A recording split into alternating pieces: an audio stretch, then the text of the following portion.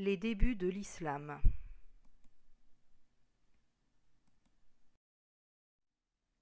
Mohammed naît vers 570 à la Mecque. Il côtoie des juifs et des chrétiens, et s'il est polythéiste, connaît donc les deux monothéismes.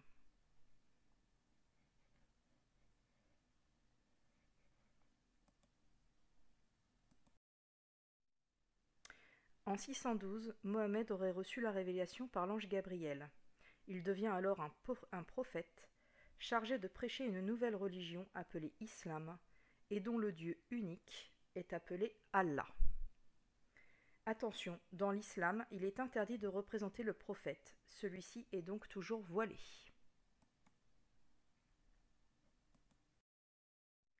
En 622, Mohammed est chassé de la Mecque par les polythéistes. Il se réfugie à Médine. Cet épisode, appelé l'Hégire, marque le début de l'ère musulmane. Mohammed entreprend alors la diffusion de l'islam par les conquêtes.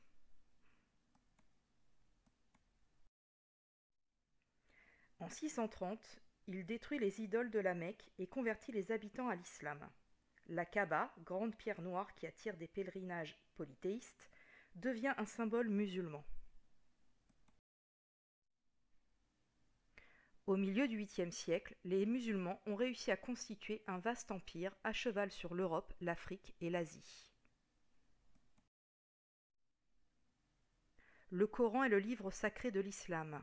Il contient les paroles qu'Allah aurait transmises à Mohammed et se divise en versets et sourates qui commencent toutes par la même formule. Le Coran est complété par la Sunna, composée des hadiths et des siras.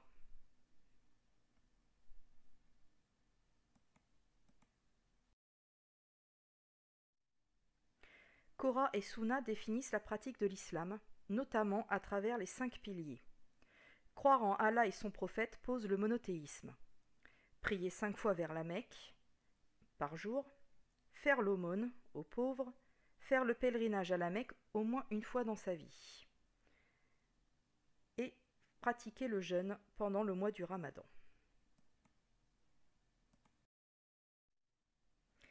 Les musulmans se retrouvent à la mosquée, à la fois lieu religieux et culturel. Ils prient à l'appel du muezzin et sous la direction de l'imam.